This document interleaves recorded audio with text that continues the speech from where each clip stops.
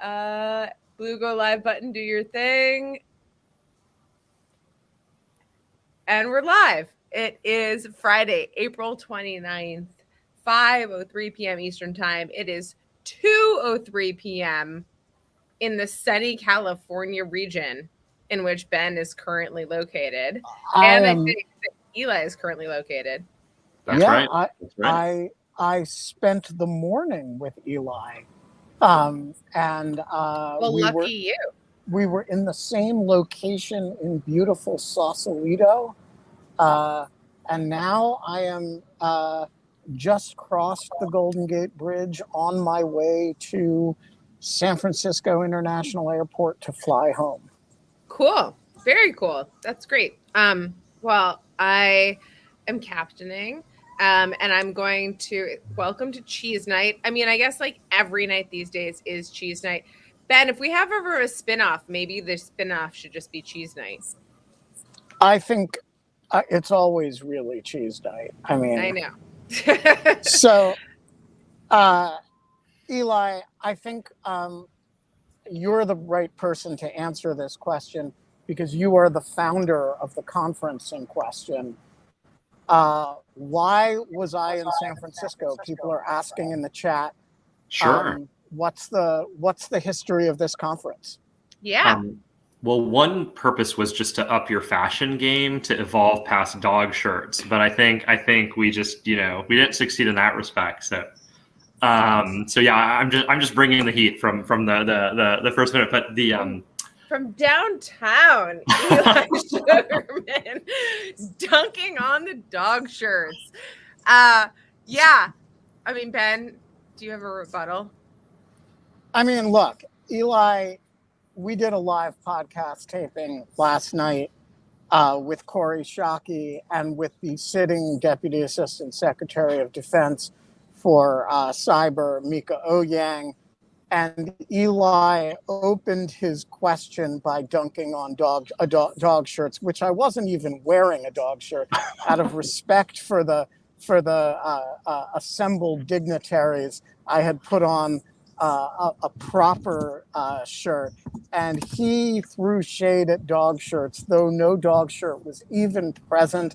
I'm going to leave it in on when we run the Lawfare podcast. I just want you all to appreciate how inappropriate this was, and so I am taking the opportunity of retaliating by doing an entire show devoted to the fact that Eli is currently unemployed. I know. I want to have a moment for this because the text message exchange this morning between Ben and I went like this. Well, last night you sent me some pictures. You're like, I have a guest for Friday.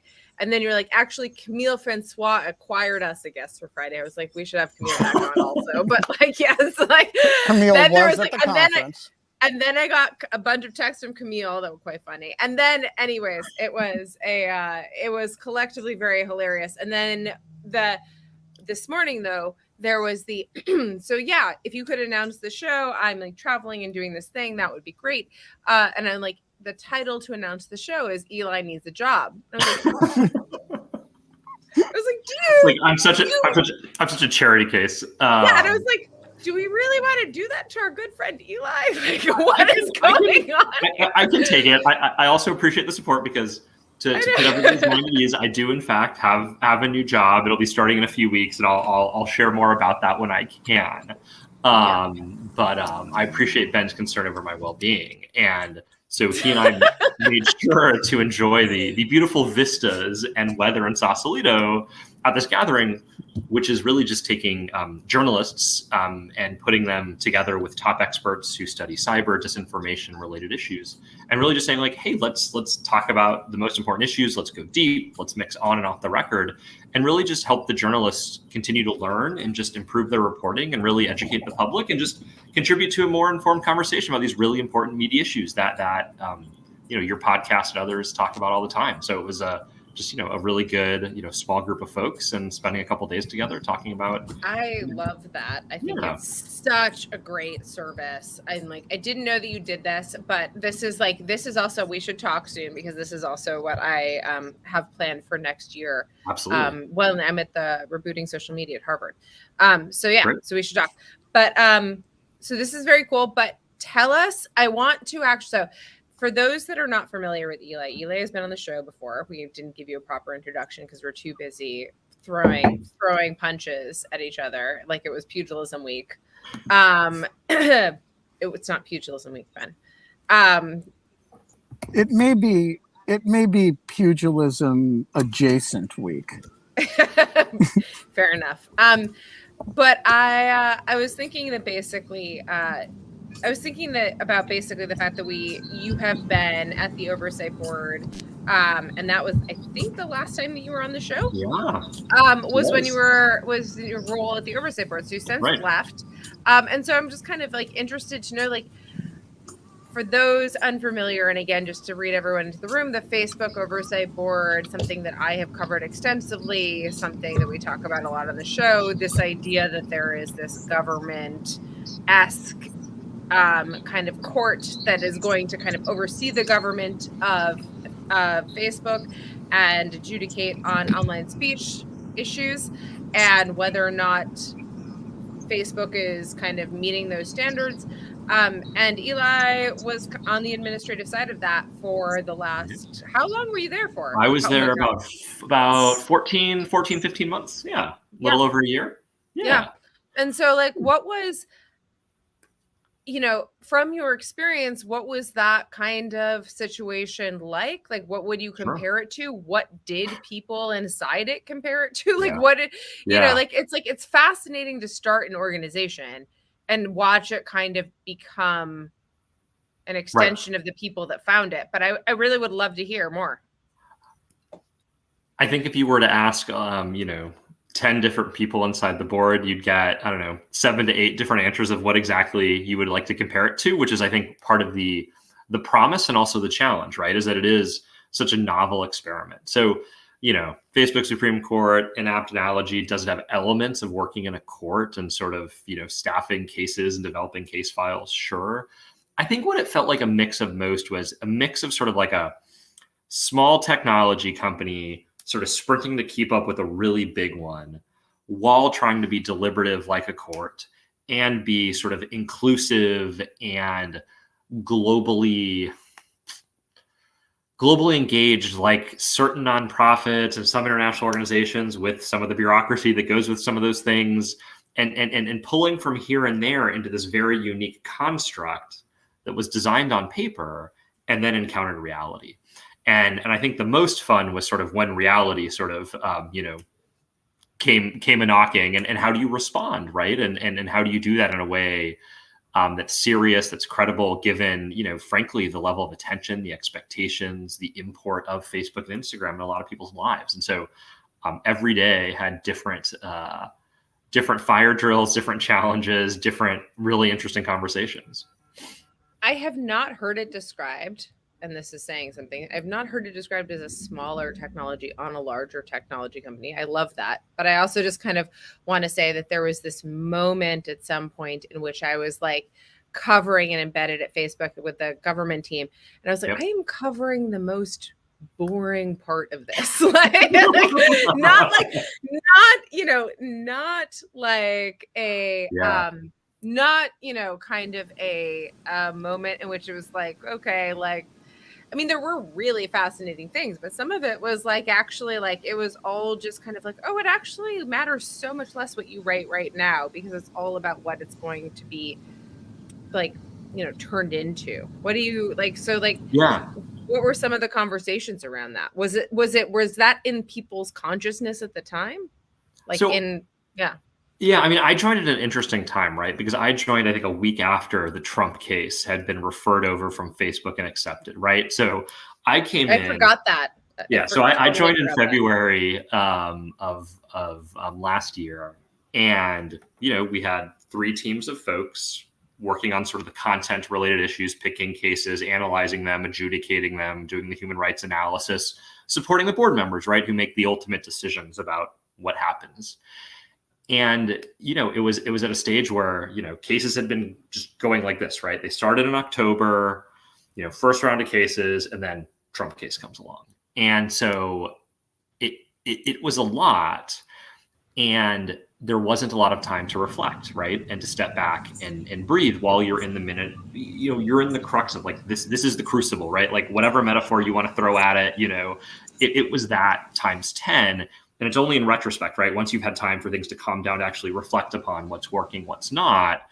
And I think some of the interesting things to think about are, you know, there's a real emphasis on in the board's design on user appeals, right? For good reason. A lot of users are unhappy with the way they feel that Facebook treats them and their expression on the platform. And they don't feel like they get great customer service. And when their accounts are restricted, like, what do? And they feel like they complain and get a notice and it disappears into a black hole. And I'm not saying that's always what happens, but, you know, it happens sometimes. And the board, from a certain perspective, is really supposed to be a check on that and make sure that users can have a voice and that Facebook can be held to account and that these rules are viewed as fair and credible. The challenge in reality, though, is that a lot of times users really care about issues that matter to them that aren't sort of these big, meaty topics that are in the news that you or Ben or others are like, these are the hard issues in content moderation. Those are not always the issues that come in through user appeals. And so I love this point. Yeah. So it's like, how many memes about serial killers do people want reinstated? That is not the kind of meaty issue that the oversight board is really. All of them. What are you, censors? What's wrong with you? I am pro serial killer memes on Facebook. I think that's the highest point of American and international culture. And I can't True crime is where it's at, people. Yeah, I mean, why would we have a Facebook but to share such matters? So I like the live murder of Eli Sugarman on today's show. Somebody creeping up behind me, in my house. Yeah, no. We don't do that. So I have a question, Eli. I want to know whether, after working at the oversight board for a year and a bit, you emerge fundamentally a believer in the project. Yeah. Or whether you emerge fundamentally a skeptic of the project. Is it like, who's right in the debate between those like Kate, who see the essential project as a really interesting experiment in law building institutions, right, and those who see the institution as essentially a PR cosmetic layer for Facebook? Yeah. So, I mean, I'm firmly in the first camp. I mean, I think it's a very important, worthwhile experiment. And a lot is already being learned and will be learned about what is working well and what needs to change, right? And what's not working well. And whether other companies join the board, copy it to make something similar or something dissimilar, it will have influenced a lot of, I think, the evolution of content moderation at scale. And with the DSA coming, with all of its warts, if we even know what they are, since I don't really think there's a real draft out there, because the only person that knows all the warts, as far as I know, is Daphne Keller. Is Daphne. So I'm going off what Daphne told me, what I read Daphne wrote, and I tend to think that Daphne knows more about most things than I do. So I'm gonna most things than we've all forgotten. So yeah. Except my perhaps nerdy collection that we're going to talk about in a little bit for listeners. Yeah. So, but just as a drop that teaser. But yeah, I mean, listen, I think if you want to talk about what are some of the design decisions that in retrospect may not have borne out, I think there's an interesting conversation to be had there. Is it a PR exercise? Like, partially, of course, but like, I don't really think that's dispositive, right? I think there is a substantive commitment to having the board meaningfully influence what happens on the platform. Like, that's clear as day to me. And you can go as high up in the executive ladder as you want. Is everybody at Meta supportive and totally bought in? Absolutely not. But like, what complex bureaucracy would everybody be completely bought in and supportive all of a sudden when you're fundamentally changing the power structure and the oversight mechanism? And the answer is no, none. So I think, as it should be also. Right. Like right. there Because would, if everybody was if there was bought in, 100% buy-in, you Right. trust it even less. I know it's like Right. insane. So It's to say but how these things work. Yeah. I'm more than like, I do think that like it's not all a rosy picture, but I do think that clearly in my book, this is a worthwhile institution. It will have an impact. It will not probably meet everybody's expectations because they were so unreasonable to begin with.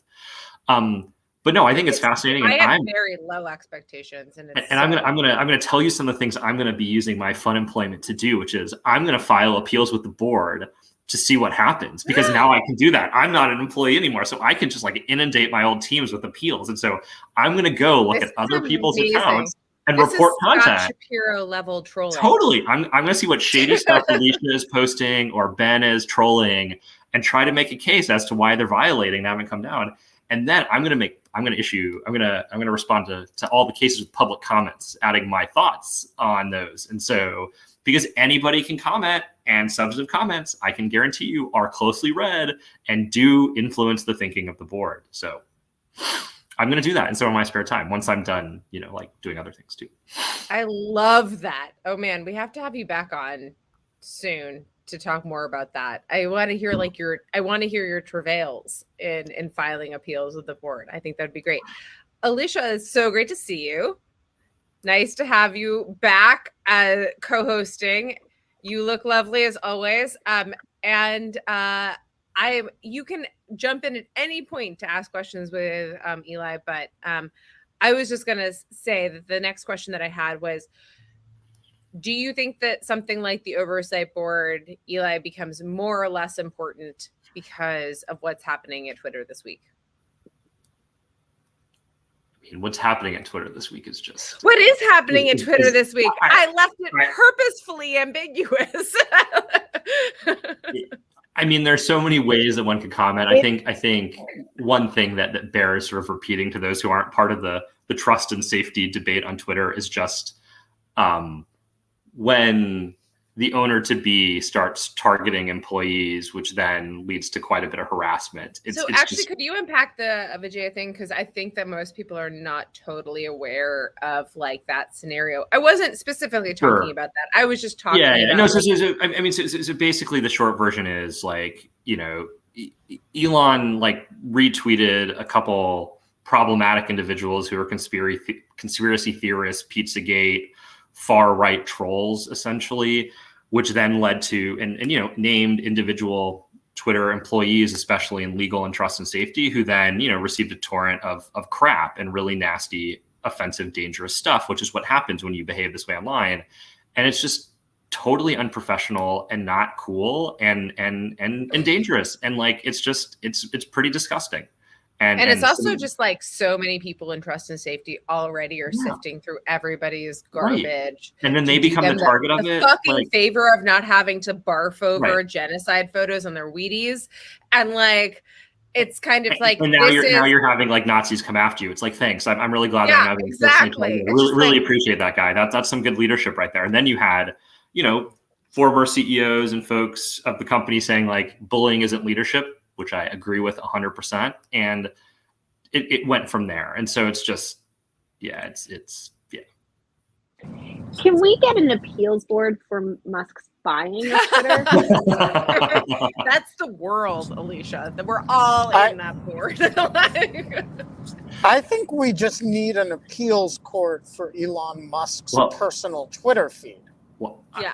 I mean, the DSA. I mean, the DSA requiring sort of out of court alternative dispute or whatever the phrasing is for all EU users is So I just want to say so the DSA, for people who are not aware, is the Digital Services Act, and like that is coming down soon from the UK, and this is this idea. EU, sorry, what did I say? UK? Oh, sorry, yeah, EU, and there basically has been this discussion about, I mean, it's going to be many layered in kind of its effect, but the DSA will essentially say in a bunch of ways that there has to be some type of alternative dispute resolution mechanism. And alternative dispute resolution mechanism in the law is a very specific thing. It typically means a couple of private companies, which they're mostly just two in the world, that are giant corporate private companies that run alternative dispute resolutions that basically you adhere yourself to by buying a ticket from Ticketmaster or buying a cruise on Carnival, that basically you say, if anything that happens in any of these types of situations, like that I'm putting myself in on this cruise, I agree to have it heard by JAMS. Right. And JAMS is going to run, which is like this, like a company that runs private courts, private courts, private arbitration courts. Or arbitration courts. And so there's like, I never thought I'd say jams on on this podcast, but yes, it's true. And so anyways, so all of this happens, and these courts are notoriously impervious to the idea of actual alternative dispute resolution. Is like very kind of like not any of the qualities of an actual court, like lacks all of that, as you might expect it when someone is footing, like Carnival Cruise Lines is footing the bill that like possibly this ends up in the exact same place as everything else. But yes. So I have to ask though, like the one thing that Ben didn't mention was like, is like the kind of the people who think that the oversight board is like jams, is like basically like the idea that you're creating and can you tell me how it's like a little bit different, or people saw it so I think what the DSA envisions is going to be like jams on steroid, right? Yes. And it's basically going to be like sweatshop mill content moderation review at scale, just given the, if as reported by Daphne and others, sort of the scope of it is basically like any enforcement action against your content, you can then appeal and it has to be adjudicated. I mean, that's just bananas. But I mean, and I don't know what like the throughput is on jams, sort of, global, but it's just think about like the just millions and millions of things that are going to have to be reviewed. So the oversight board is not faceless. These things don't happen sort of in some, it's, like, who the judges are, right? There are 20 of them. They are very carefully selected. They are leaders in their respective domains. And so I think it starts with, you have more confidence than jams, and because who's actually who's the ultimate decision maker, right? And you could say like, I have a ton of faith in Michael McConnell or Julia Wono or whichever board member happens to stand out to you. And I think beyond that, it's clear, I think, if you follow what the board writes and says, it has a dedication to international human rights that is woven into its DNA and its founding documents, right? And that goes all the way down to the staff, many of whom come from folks who have worked on human rights at nonprofits and tribunals, trying to hold evildoers to account and then protect individuals. And so I think, unlike perhaps jams, the board really views itself as credible, transparent, and standing in for users and giving them redress and really pushing Facebook to do better for users. There's also more of there is also a far less direct line in terms of money and trust of the financial. Totally fair. Right. It's a much more arm's length relationship, and the whole Delaware trust structure of the board, which is the corporate governance of the board, is something that is like fascinating to dig into and may lead to lots of eyes glazing over if we go down that rabbit hole. But future conversations, there's a lot there that's interesting, but absolutely right. I mean, the board does not work at the behest of Facebook. Like, having been on the inside, I can tell you don't get calls from Facebook saying like, go do this and tell us to do that, or we're only giving you money if, like, none of that stuff like happens. And so to the extent people think that's the kind of relationship, like, it very categorically is not. Yeah. Much more often it's, like, do we have arguments with them?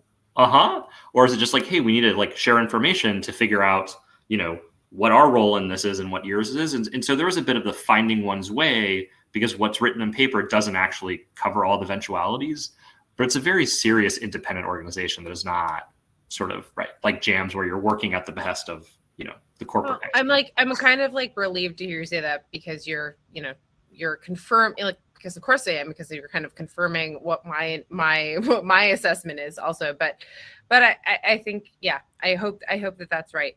Alicia, do you want to jump in? I'm sorry, I didn't mean to like talk over you, but I would love to hear any of your questions. Hey, I didn't know I was going to co-host. Yeah, of course you are. I said I was on a different call that Eli had made me take, and I was late for this, so I'm coming in. So I've got a million questions, but maybe you can't answer them. One would be like, what is there a type of content that is most commonly referred for review to the board, and are you able to talk about that? And if you're not able to talk about that, can you then I would love pantomime to it? know an example of what you're going to write in. I mean, we play charades. Okay, yes, pantomime. Let's go. Yeah, okay. Now I want to do that, especially because of the shirt problem we'll discuss. I mean, later. my shirt problem or Ben's, like, you know, no.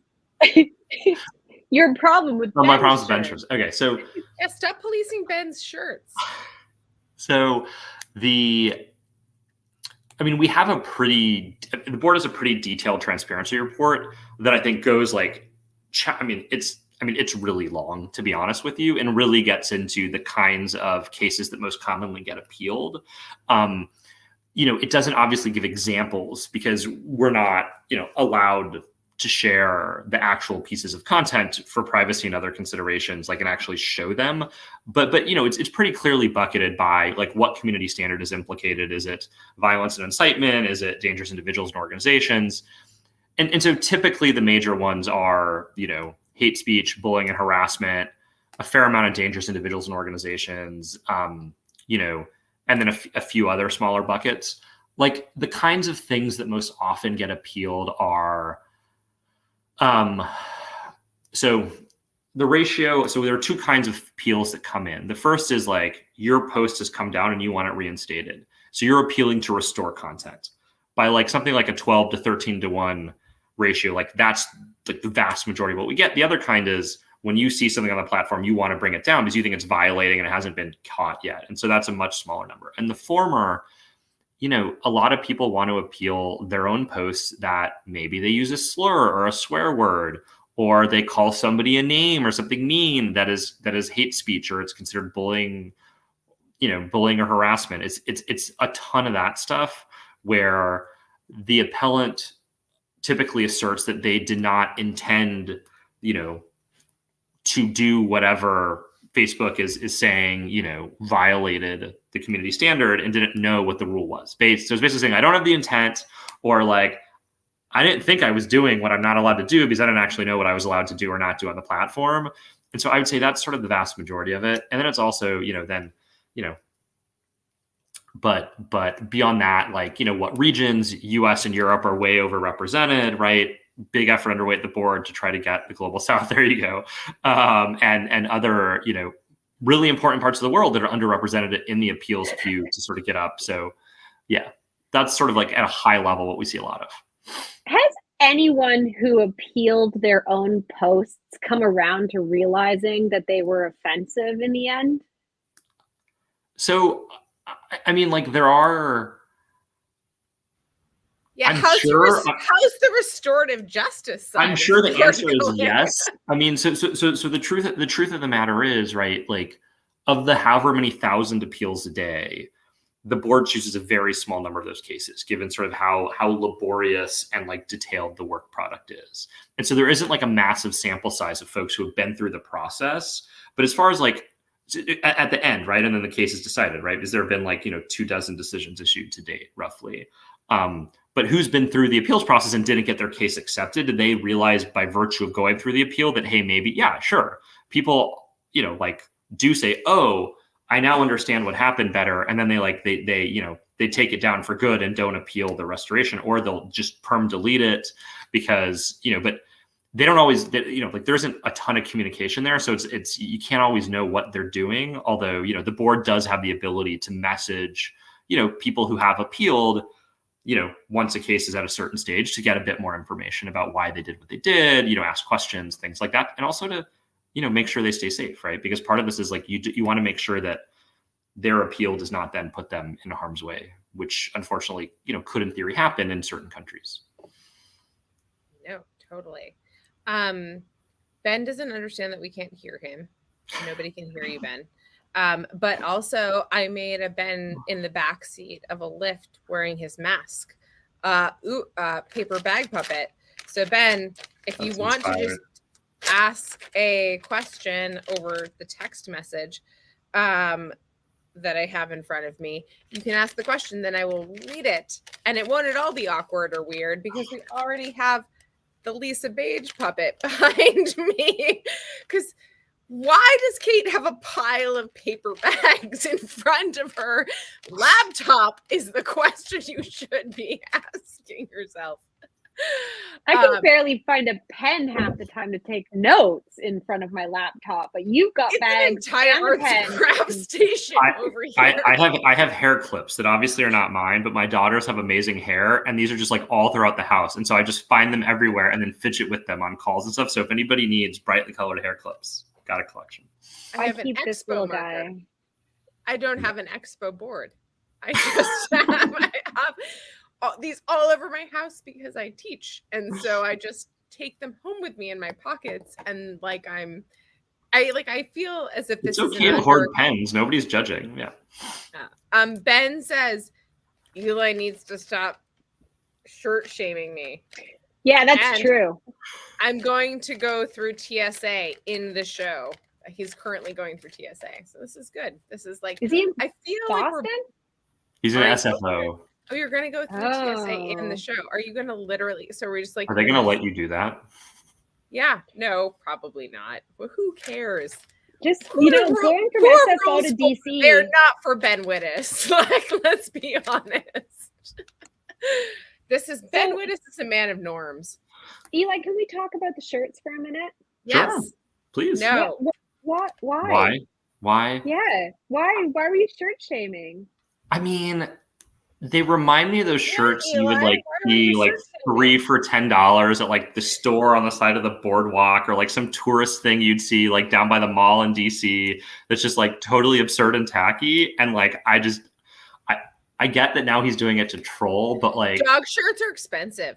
Sorry. Then I don't get that. I don't get why. Like I just, I don't know. It's not like I think I'm like, like particularly fashionable, but like a dog shirt like that, I just don't get it.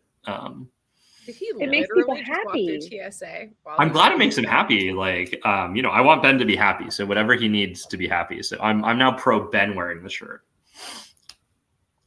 I mean, I would love a dog shirt. I had to wear a MAGA hat for my show, so that's the only thing I had, and that was purchased in DC. I should have I have to draw a puppet. Oh my God, Shalish, what a great idea! Puppet on the dog shirt. I think dog shirt on the puppet. Kate, is there like an in lieu of? I also want you to note the detail that I was the salt and pepper. Yeah, that's the salt and pepper one eyebrow. I'm impressed. I know. If you do want to make sure that like my beard has the same like characteristics here. Are you gonna do Eli now? Speaking of being down by the boardwalk, I'll be down by the boardwalk next Sunday doing caricatures for $10 a person. Like, stop on by. I'll put you on a paper bag and make you famous. Like, one of my supervisors was looking for a caricaturist today. Wait, really? There's the market. Yes, and I couldn't offer any because the only one I've ever encountered that did ours was in Kazan, Russia, and I'm pretty sure none of us are going back to find him now. Oh, Jesus, that's dark.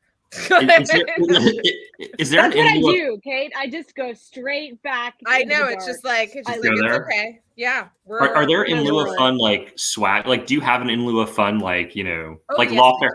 Okay. Because you could add branded like dog shirts. I'm sure it may already be in there. I may just be ignorant as to your product offerings, but in lieu of fun dog shirts, like I think folks would buy them. So will you wear one if we give one to you? Absolutely, 100%. I will do that. I will take silly bets to wear silly things. For sure. Yes. So I feel like that's an admirable trait in people, is the ability to make fun of themselves and just be made a fool of. Absolutely. I hate the taking themselves too seriously. I'm butchering this dog cartoon on the dog shirt. Butchering it. You'll see. I mean, I'm more than happy to go through the rest of the show with like, I don't know if I can get this like hair clip to like accentuate On my your- yeah, like, That's I tried to put it up here. I just don't have enough hair, so it just doesn't That's stay. amazing. But, yeah. I keep seeing everybody talking about merch, and now I cannot unsee merch tied to Elon Musk and his tweet about starting a university, and then the merch. And wow, it's nice. Right. I think Is that a duck, like the one behind you, or is that a dog now? I think it ended. I think that I was trying to do that. Do you remember that old kind of like you draw? It was like a story, and you would draw it, and there was the ponds, and then it was like it turned out to be a dog, and then I think there's also one that was with a frog, but I kind of forget that. But I think I kind of mixed them up, and then like now it's a black hole frog dog shirt, and so like a Dumbo dog. Yeah. That's awesome. Ben, do you like your new shirt? No, he can't hear me. It's really reduced it's very svelte. It's I think it might be Pepe. I'm a little worried. No. Okay. No, definitely not. I'm just trying to get taken down. Like, does Pepe get taken down? Would you need an appeal for that? I don't know, man. The zeitgeist has moved past Pepe. I don't know where the zeitgeist is on Pepe anymore. I feel the like poor guy who created Pepe wanted to try to reclaim it because it wasn't supposed to be like that, but now it's just like saying GIF, I guess. Yeah, basically. Yeah, exactly. Wait, so hold on. Eli, you were going to tell us about your collectible toys. Toys. Okay, right, so first of all, define what this is that we're supposed to be talking about. Okay, so when I was growing up, after I went through collecting baseball cards and football cards and comic books, I then was like, I need something else to collect. And given that I'm a huge sort of 80s pop culture sci-fi fan nerd, gravitated towards sort of like the toys that I had grown up with. And so as a result of that, basically, and I now have like a small collection left, like started collecting like vintage Star Wars toys and other things. And so this is Yoda from 1980. Wow, hold on. I'm going to put you on big so that people can see. So before there was eBay, there were other online marketplaces, and you could basically find these and collect them and stuff. And then businesses came along and they said, hey, it's an imperfect market because the condition of these things is all that matters. And I don't trust this other person on the other side of they could be a dog for all I know. And so you can send them off and get them sealed in plastic that basically ensures their condition. And then there's basically this little sticker here that is hard to read at the angle. Is professionally graded, and it has a number. This one has a 75 plus that basically says what condition it's in. And so this was my favorite Transformer growing up. Grimlock. Cool. He was the leader of the Dinobots. This one's from 1985. The Yoda I showed you, Yoda is my favorite Star Wars character. Obviously, he made his first appearance in the second movie, Empire Strikes Back. Cool. And so these are, you can tell them what size they are in relation to me. And then the stuff that takes up more spaces, there was a whole line of 15-inch Star Wars, 12 to 15 inch. So this is Boba Fett, the famous bounty hunter that's now the subject of. So this one's from 1979, and this one is out of the package and loose, and you can see how cool a figure it is. And so I used to have this one in my office, and then the jewel of the crown, if you will, in the collection is that same figure, but sealed in the original box that has never been opened. And so, this thing is you can see how big it is in relation to me, right? It's sort of, this one's in quite good condition, and you can see the, corners aren't dented too poorly, the graphics are in good shape. And so, I have some of those, and that's sort of the nerdy collection. Alicia has 2 questions. I have 8 million questions, so I'm gonna shut up. But Alicia, go ahead. 2 questions, and one of them is really trolly. Eli, how do you think that this hobby of yours has impacted your ability to buy a house in Palo Alto? Okay, answer to that question is, as you know, we just bought a new house. This is not in Palo Alto. It's not in Palo Alto. But these are investments, mind you. Like these to be that nerdy. I have an insurance writer to cover some of these because but they give me joy. So yeah, I don't currently spend money on this. It's just a collection that I still have. So it's not growing, I guess would be one way to put it, because of that, because I don't spend, the kind of money that these are now worth on acquiring new ones. congrats on the house. I guess my then follow-on question was that, like, could you use these as assets to get the loan? Yeah, can they be security on your lien? On my lien. When they Tesla for Twitter. I'm gonna go into the pawn shop and pawn these. Maybe in relation to a car, but you'll be happy to know that I get a lot of grief about these from members of the family who are not as enthused about this collection and hobby as I am. So my second question is, do you have any Hercules in there? I do not have any Hercules. No, I have Transformers, Star Wars, Voltron, and one Thundercat. Does anybody else remember the Hercules? What about the cartoons gems? from the 80s? Yeah, I don't have the gems. I do remember gems. I do remember Hercules. I remember all the stuff from GoBots to He-Man to He-Man. He-Man. I'd never watched He-Man. I did. I had those toys. You were slightly off my zeitgeist of I think I'm slightly younger than you. I'm your age, apparently. I was I don't know. I think I was gems and I don't know, Chippendale Rescue Rangers and I don't know, the Captain Planet is Captain Planet. Oh yeah. Was one of my main. Oh. I was even borderline Inspector not G.I. Joe's. And Inspector Gadget. Oh, G.I. Joe. Snake Eyes was one of my favorite characters. Teenage Mutant Ninja Turtles was my main thing. That was my big with the van. I think I first knew that I was gay when I had a crush on April O'Neil. I was oh, I'm a little bit gay, as they say. April, but not in Florida. If you ever want to have fun, go on eBay and type in your favorite character from any of those cartoons and toy lines we just talked about, and then sort the return based on highest price at the top, and you will be just fascinated to see what some of those things go for if they are, if they're professionally graded like this in a plastic, it'll blow your mind. And all of those different cartoons and toy lines have collector communities behind them. So wait, Alicia, do you have another question?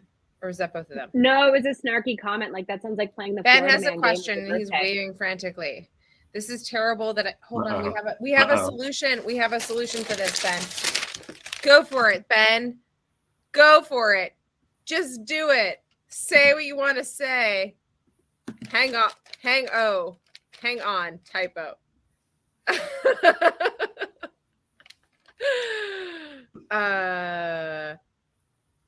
Johnny Quest was the great. Yes, totally right. Johnny Quest guy is collecting toys and is.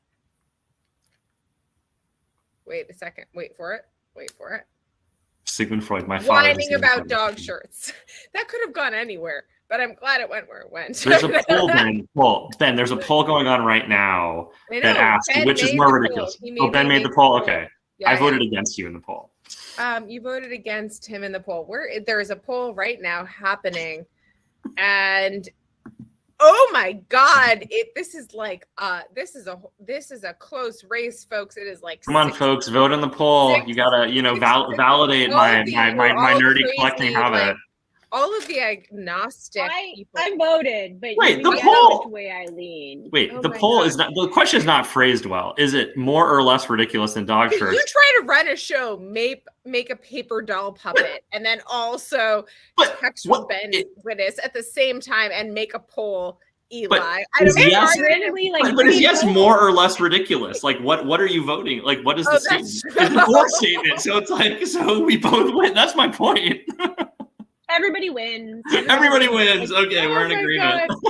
Everybody gets wasn't a star. Even thinking about it. I was just I typed out what Ben sent me and then filled in the answers.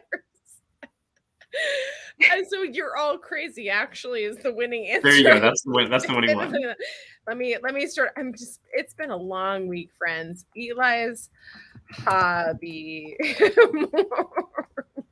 This is better than tech glitches. Oh my! There's a good question from Itamar. Can we do this one? No, he's coming. I don't know how to. Yeah, I know he's coming on.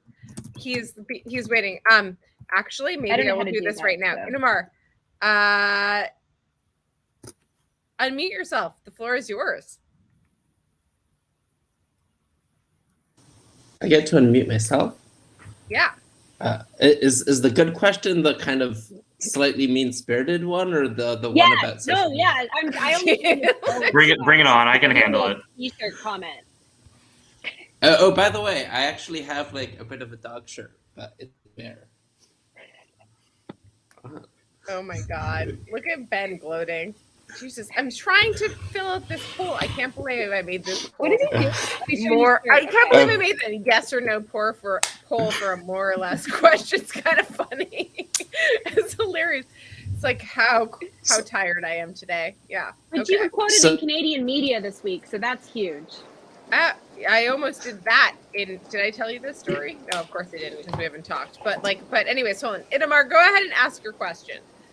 Okay, so I grew up with Toy Story, and nothing makes me sadder than seeing toys sit on a wall not being played with, just being kept in places. Yeah. And they're not posed in any interesting ways, they're just like in their boxes. So does that not make Like you it. sad? No, because here's the thing. I also have the ones that are open that I play with, that my kids and I play with. Like, this is my Rancor from when I was a kid from Return of the Jedi, the big thing that like lives in that. And then I have my Soundwave figure that is all beat up and missing pieces that we transform from a cassette player into a robot. And then a couple other Transformers. This I think is Snarl, one of the other Dinobots. Anyways, you can see it's a little busted because I played with it a lot. And so I'm with you. I try to have a balance of the ones that are still played with and give joy to me and my kids, and then those that I preserve for for longer periods of time. But I totally hear you. It's totally fair. I love that question.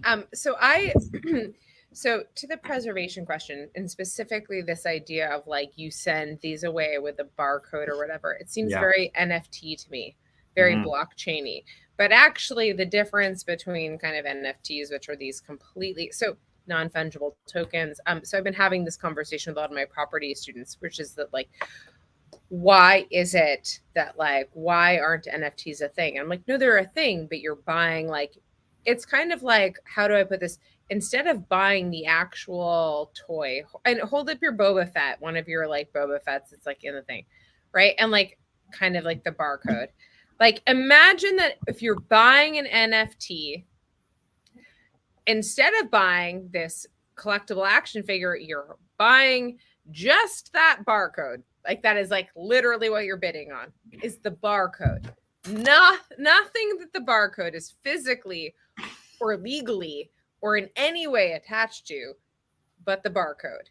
And like, yes, if you're just in the business of like minting barcodes, you could turn that in, you could try to create a market for that and create money. But I've been trying to tell my students that it's very much like the prize, like soap with a prize inside. Have you guys ever heard this from like Deadwood, which is one of my favorite shows? But there's like the scene in which like it's kind of Wild West, and it's great in this sense because it's kind of like the internet, and there is a guy selling soap with a prize inside. Get your soap with a prize inside for like 50 cents. And there's like, of course, like you've used up all the soap by the time you find out there's no prize inside. And it's like a whole big fraud. And like fraud is like literally the thing that we try to protect people from. And so like NFTs feel fraudulent in like a lot of ways. Do you have like a take on this as a collector? Yeah. So, I've spoken to a couple of sort of the, NFT and adjacent companies, and I personally don't collect mint NFTs. Not the kind of collectible, like I want like the physical thing that I can hold and put on my bookshelf and whatever. And, like that gives me joy and satisfaction. Like, some people want that certificate of authenticity essentially, right? It's like essentially a digital certificate of authenticity, right? And then like, you can have a copy of the underlying thing. I don't understand why Ben is pointing to his shirt while he's white right now. Sorry. I think he wants you to ask me if my wife Aparna thinks my hobby of collecting toys is more or less ridiculous than his dog shirts. Yeah. At least I was actually thinking he wanted his dog shirt. Yeah, I thought that's what he was saying. I'm just okay. Oh yeah, yes. I mean, Alicia wins the charades. Nice. I like that. In lieu of fun charades. I'm like a Ben. We can make Winter NFTs. Okay, Right. but also, could we not make NFTs? Because that would be less terrible. Okay, I can't hear NFT and not hear the SNL I don't skit think I've seen of that. it. What is it? And see Nathaniel Gleischer doing it as karaoke. Is there a video of that? Because I would love to see Mm. Nathaniel. I have no video of him doing karaoke, but that is his go-to karaoke. And then NFT, it's like an Eminem song, and it's all just like, it's like Richard Gere and Michael Douglas in my head. They're just like merged into one weird wired thing. So you say NFT, and I hear that video. Yeah. And see Nathaniel doing karaoke. Yeah.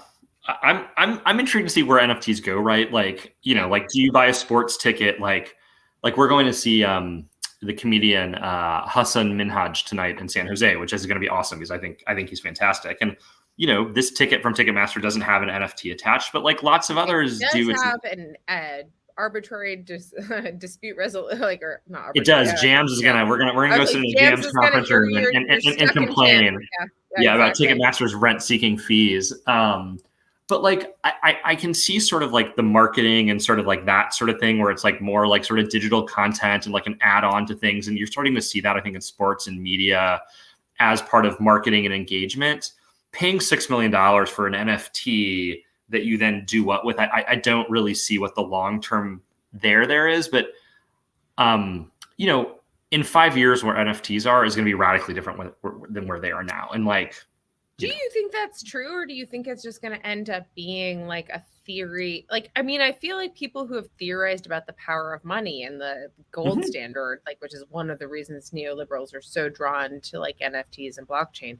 But like, there is a part of this that is like theoretically, like, will it go away? Like, as I told, like, no, well, right. But as I told my students, like, if you created a market for receipts of people selling you the Brooklyn Bridge, like, you could literally, like, someone writing you a fake title and you created a market for it, and that was what you wanted. Yeah. Right. So, it was like, that's like the whole game. That's money, man. Like, that's like, it just, Is that like selling Scottish lordships and titles? I want one of those. Eli is like, that's that when he phases out of his collectible toys, he's when I can afford to buy, I'm going to buy a title with all my toys when I sell them. That's when I'm going to liquidate the collection and buy. It doesn't get you anything what it used to. You used to get like an estate, like, what? And there's this, So no, you're getting a square foot of Scottish land. I don't know if that's worth it. So I don't know what's going to happen with NFTs. Like, I do think like broadening to Web3, right? Like, there are some big players in that space who are really thoughtful and interesting, like Circle, like FTX, big ones like Coinbase. And like, there's something there, right? And what exactly it develops into, I don't exactly know. And I think that is interesting. Like, I'm not one of these like pro crypto Web3 blockchain bros who's moving down to Puerto Rico and pretending like governments and societies and rules don't exist. But I'm also not like 100% dubious of like everything is going to crash and burn. Like, certain things are, I think, going to prove useful, and some of them, you know, may go that, like, I don't know. It's hard to sort of pick winners and losers right now, but like, you are seeing interesting things with stable coins and stuff that I think are like worth watching. But NFTs, I don't know. Ben has texted to say that. Oh wait, I'm sorry, I'm fucking it up. Ben has texted to say, I would prefer Scotch. To land in Scotland. I think was the comparison. He's a little late on his delivery. You'll have to forgive him. I'm also moving my hand when I'm actually talking. So I'm not a puppet master. Let's just be honest. You are clearly. Literally and figuratively, yes. Yeah. But no, yes, exactly. But Eli, okay, so this is. Oh, Ben also doesn't want a Scottish lordship, but I'm not going to pick up the puppet and do that again. But that's what he said. But what about content moderation in Web3? I am literally content moderating right now. You have this expletives and child pornography that Ben is sending me right now is just absurd. And so, like, obviously I'm content moderating for you.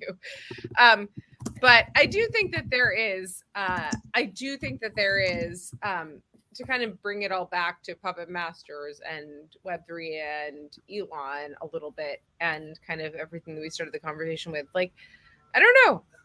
Do you think that everything that happened with Twitter, I'm going to end with this question. Do you think, Sure. and Ben, you can just give an up or a down or like a whatever type of pantomime you want to give, but like, what is are you up? And like, Alicia, I want you to answer this question too. Like, are you optimistic, pessimistic, or like meh, about like what's going to happen in the first question is the next 1 year of online speech. And then I'll ask a follow-up.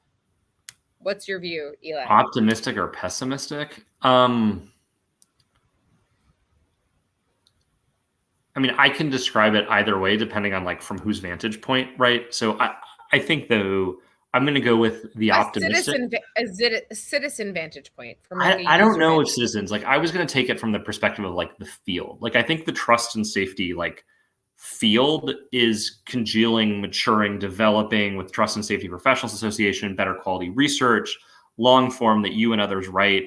And these issues are now getting more attention. Unfortunately, some of the debates like Elon Musk's debate on is just like stupid because you have people who are consciously just not paying attention and respecting the work and thinking that has happened over the past decades of scholarly and practitioner sort of effort.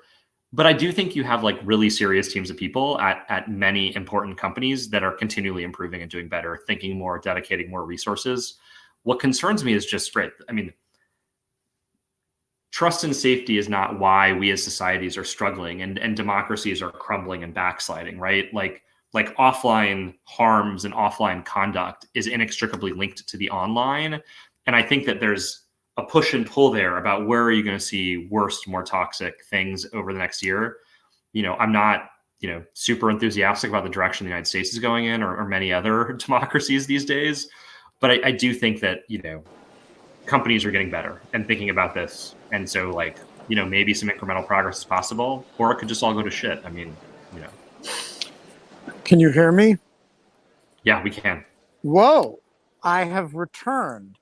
I have no idea how that happened, but suddenly I blinked out, and when I came back, you could hear me.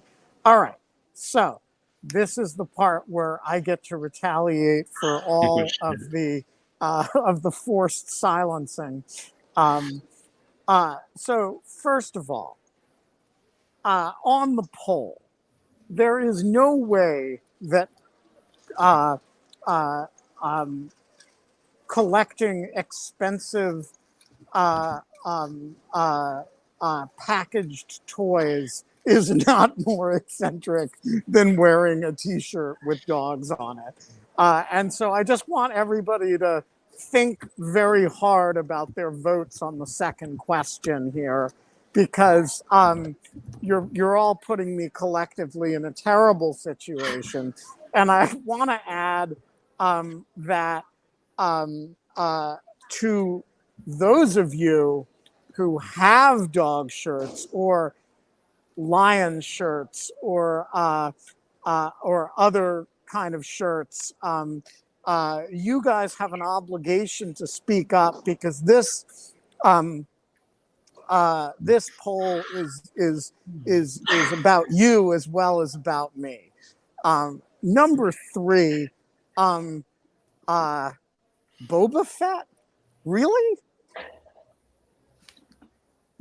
Yeah, Boba Fett's cool. He's mysterious. That armor's badass. Yoda is my favorite, for the record, though, because Yoda has wisdom and substance and a lot of power.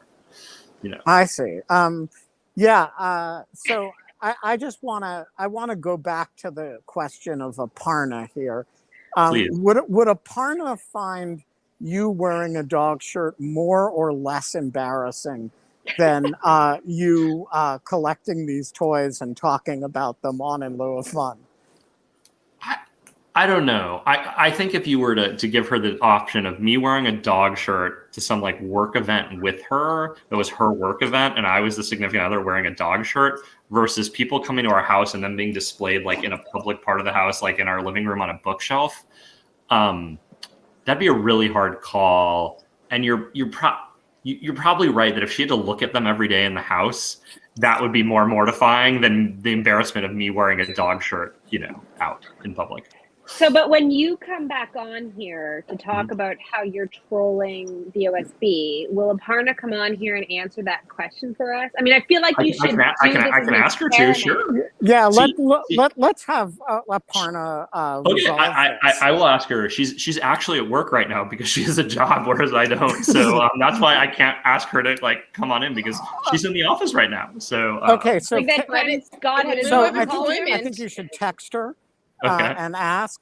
And in the meantime, KK, we have somebody who wants to speak up on behalf of animal shirts. If you look at your texts, you will. Good. I will fix it. Sorry. Yes. So I don't know. Like, I feel like I'm vaudevillian right now. I feel like I've got like a paper bag puppet on one hand that I just created out of whole cloth, paper bag cloth, but whole cloth, and then I'm also being an executive producer on this here show. Let me just sure. Just I'm not sure we have ever done the puppet. The puppet is the captain. Why am I talking when I talk? I don't know. Okay. There we go. Hi, Ev. Hey. Nice to see you. Yeah. Let's see your proud lion shirt. Okay. Can we differentiate the lion shirt experience from the dog shirt experience for a second? Yeah. These are different. It's a subgenre. It's a subgenre, yes. Because I think lion shirt evolved out of the dog shirt matter. So does that mean that? So I want you to acknowledge that the more primitive form of this is the dog shirt, such as to be like the slime coming out of the muck.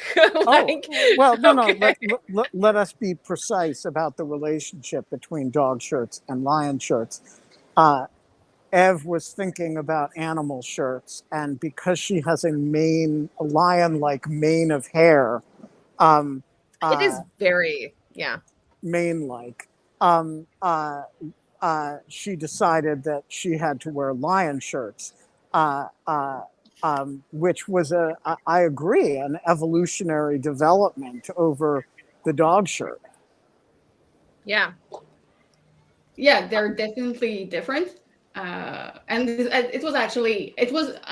did not decide that I wanted to compare myself to a lion. It's a joke that has been running for a long time, and I just got jump on it when we were discussing with Ben about an animal shirt. You owned it. Yeah. I reappropriate. It's so. Do you get comments about your hair more or less when you wear a lion shirt? It's brand new. It's brand new. It just right. So I don't know yet. And actually, the previous one I didn't wear it in public. But Ben, but it's important to understand that Ev also has another important development of the dog shirt theory, which is that she has decided that the lion shirt with a blazer is appropriate business attire for all situations, which we've been experimenting with because I did wear dog shirts now at 2 conferences, but without a blazer. Down in San Diego, did you wear one? I did. To all the events. I didn't. I love that. Why is that? Why is upsetting any type of kind of fashion norm not a good thing? I feel like it's a good thing always. It makes room for so many other people that just don't have the accessibility to certain types of norms. I know it's not necessarily what you do. Right? I think you genuinely like your dog shirts. I thought a lot about putting some word in front of that, but then I decided against it. Your dog shirts, I just, do you think about kind of the effect that this has, a broader kind of fashion sense with kind of the political statement of it? I mean, I don't think of it as political at all. I just think of it as like people need to fucking lighten up about clothes, and um, maybe that's political. Um, It is political, but yeah.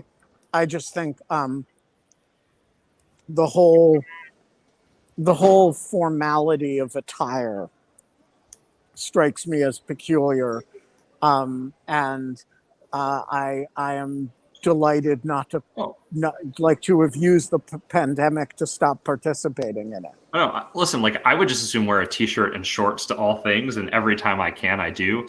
I just think like I love t-shirts, I love informal. I just think the dog shirts are ugly. Like I think that lion shirt was like qualitatively different because it was monochromatic and like sort of cool. Whereas like I just think the dog shirts and like the 3D thing, I just like I'm singling out like Ben, I think we're hitting on something, and Alicia, tell me how you feel about this. Like, what if we did a whole week that was just like Rorschach testing people with dog shirts? I mean, isn't that on like the street, on the street, 20% do of it the live show? on the street and just ask people. No, but I I'd be think there that for we that. should like. I would just totally do that. I would just, and I think that the results would be insanely different in New York versus DC, for example. Like, I think in New York, like when I moved from New York to DC, I had shaved my head, and when I moved to DC, like people commented on my hair, all like the lack of hair all the time. I would just get these people would just stare at me, and in New York, no one cared. It was amazing. I could just do whatever I wanted, and no one cared. And like, I think that would be different. It would be kind of interesting. Anyways, like we should pick 5 correspondents and have them go out and do. And I will do it in the Bay Yes! Area gladly. Done. I All will right. wear a shirt and go out People on the in the street and area. ask How do you people what feel they think about of it? it. Talk to you. How do you They're gonna feel be like, about this "Hi, shirt? I love Right. your shirt." Yeah, you have to And it's put gonna it in a convert dog you. shirt, and you have to go to you walk around and ask people how they feel, and it'll be like basically like we're gonna do like I want it to be kind of I'm thinking kind of like comic the insult dog, but with dog shirts. Yeah, I think All this is right. going to happen. I love Triumph. The CBC show Talking to Americans, but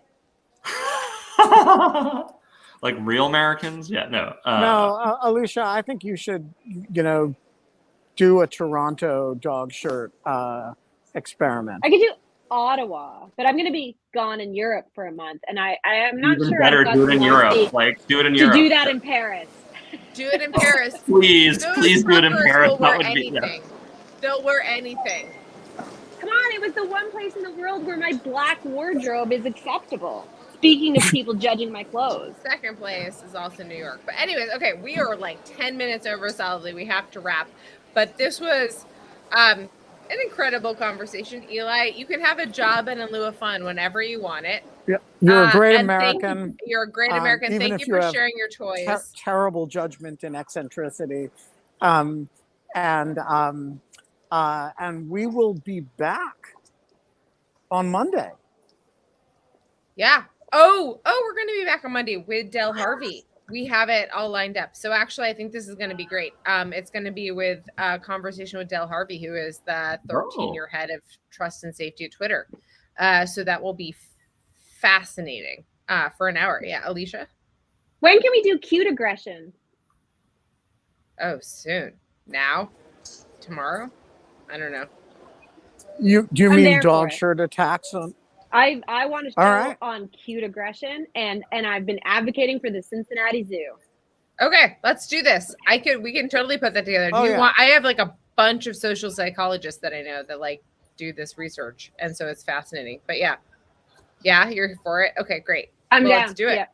Yeah. Well, the semester just ended for me and yesterday, and so now we are going to be in lieu of fun, in lieu of a job. I'm also not going to be doing my job for the next 16 months, actually. And so until then, Ben, We don't have fun anymore, but we can have conversations in which we troll each other about meaningless nonsense while being unable to talk and having serious conversations about content moderation while putting our phones live streaming through the while a puppet talks for us, putting our phones through PSA. Sounds like a plan. That was really short and succinct, Ben. It's destined to become a saying. It's up there with making Twitter a cesspool again.